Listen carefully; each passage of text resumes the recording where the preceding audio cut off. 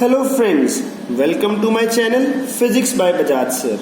आज मैं आपके साथ स्टैंडर्ड 12th का magnetic effects of electric current का लेक्चर 4 डिस्कस करने जा रहा हूं, जो टोटली न्यूमेरिकल बेस्ड है, numericals for competitions and CBSE boards. तो पिछले लेक्चर से कंटिन्यू करते हुए लेक्चर 3 देखने के बाद ही ये लेक्चर 4 देखिएगा। नहीं देखा लेक्चर 3 तो जरूर देखिए उससे पहले, तभी समझ आएगा। तो यहां है find magnetic field at point O। ये सर्कल है, दो रिंग्स हैं, दो लूप्स अवेलेबल हैं। एक का रेडियस R1, दूसरा का रेडियस R2।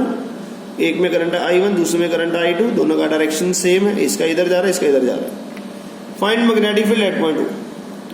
तो अगर बड़े वाले की बात करें तो mu naught I1 upon R1 2R1, and छोटे वाले की बात करें it's mu naught I2 by 2R2। Direction दोनों का ऑपोजिट होगा, मैंने अभी बताया था जी।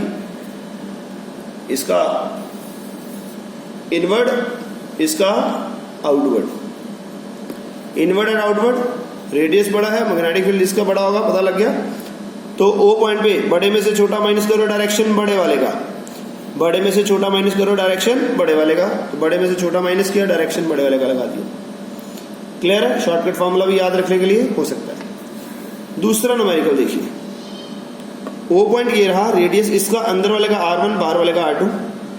तो मेरे को यहाँ पे 4 कंडक्टर्स दिख रहे हैं, 1 2 3 और 4। पहले और तीसरे के लिए यहाँ पे बड़ा क्लियर दिख रहा है कि पहले और तीसरे के लिए ये एक्सिस के ऊपर है O पॉइंट, तो इसके लिए 0 हो गया, राइट? इसके लिए 0 हो गया, okay, as all I on its axis. Second के लिए सेमी सर्कल, फोर्थ के लिए भी सेमी सर्कल, बट दोनों का डायरेक्शन अपोजिट। इसका इस तरह से जा रहा है तो इनवर्ड, इसका इस तरह से जा रहा है तो outward, right hand thumb rule. तो B2 will be mu naught I1 4R1, B4 will be mu naught I1 4R2। बड़े में से छोटा माइनस डायरेक्शन बड़े वाले, इसका डिनोमिनेटर छोटा है उसके हिसाब से कर लेंगे। R1 छोटा है, R2 बड़ा है, तो B2 minus B4 will be this in and perpendicular and inward. ये देखिए next question, third part O point पे निकालना है, एंगल थीटा बना रहे हैं। First, second, third, fourth, second और फोर्थ की एक्सिस पे मैग्नेटिक फील्ड 0, राइट? ये थर्ड आर्क, फर्स्ट भी आर्क, फर्स्ट और थर्ड आर्क है, दोनों का एंगल सेम है। डायरेक्शन इसके लिए आउटवर्ड, इसके लिए इनवर्ड, 1 के लिए इनवर्ड, 2 3 के लिए आउटवर्ड।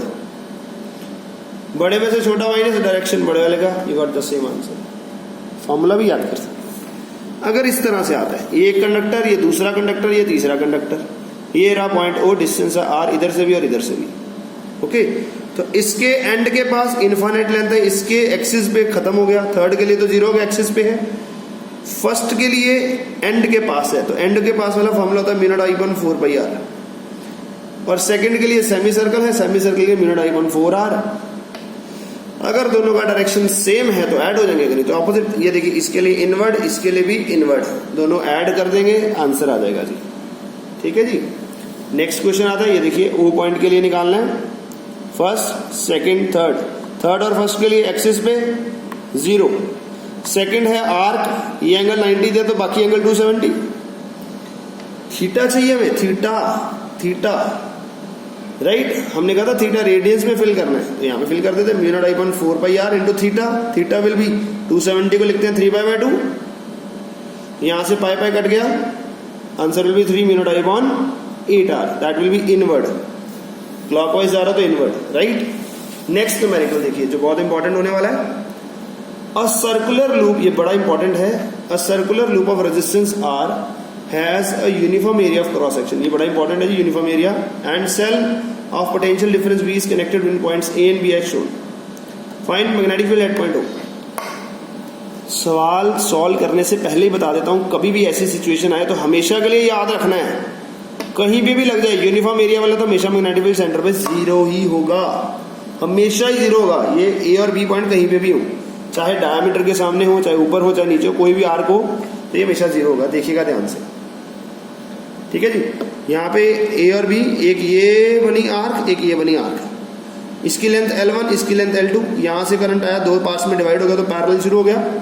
पैरेलल में वोल्टेज सेम रहता है। ये आर्क के लिए, ये भी आर्क के लिए। Length of arc upon radius, length of arc upon radius, theta की वैल्यू फिल कर देंगे जी। Mu naught I1 L1 upon 4 pi r, mu naught I2 L2 upon 4 pi r, because radius तो दोनों के लिए सेम है, दोनों में करंट डिफरेंट, दोनों की लेंथ भी डिफरेंट, दोनों की रेजिस्टेंस भी different, because resistance is directly proportional to length. तो इसकी लेंथ और इसकी लेंथ डिफरेंट है तो रेजिस्टेंस भी डिफरेंट है, पर दोनों पैरेलल में है, पैरेलल में वोल्टेज सेम होता है। V1 equal to V2, V क्या था I1 R1 equal to I2 R2, R क्या था rho L by A, rho same है, A सेम है, I1 L1 equal to I2 L2, क्या बात है जी। दोनों का डायरेक्शन क्या था, अपोजिट था, इसके लिए आउटवर्ड, इसके लिए इनवर्ड। अब नेट मैग्नेटिक फील्ड O पे निकालना है, तो ध्यान से देखिएगा, अगर I1 L1 I2 L2 के बराबर है तो सिर्फ ये दोनों सेम हो गए, both are now in same in magnitude. अगर मैग्नीट्यूड सेम हो गया, डायरेक्शन ऑपोजिट है, तो नेट क्या आएगा, जीरो। तो हमेशा के लिए याद कर लीजिए, ठीक है जी, हमेशा के लिए याद कर लीजिए, आर्क कहीं पे भी यूनिफॉर्म एरिया है तो हमेशा सेंटर में मैग्नेटिक फील्ड क्या होगा, जीरो ही होगा। Find magnetic field at point O। ये वायर और ये वायर, ये वायर के एंड पे ये वायर आ रहा है, जा रहा है, और ये 2.5 और 2.5 में डिवाइड हो गया, तो ये तो यूनिफॉर्म है तो सेंटर पे जीरो ही होगा, राइट।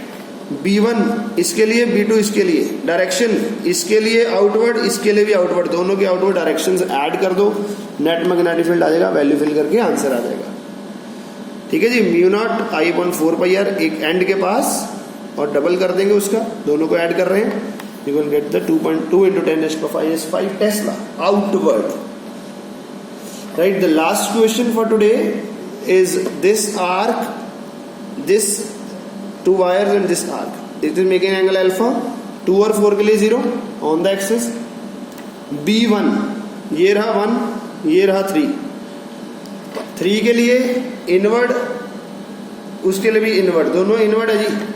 डायरेक्शन इनवर्ड है, B1 का मैग्नीट्यूड, इसमें 2 पाई माइनस अल्फा, उसमें अल्फा, थीटा की वैल्यू इन टर्म्स ऑफ पाई, दोनों का डायरेक्शन सेम है, ऐड कर दीजिए ऑन सॉल्विंग, ये आपके पास आंसर बन जाएगा।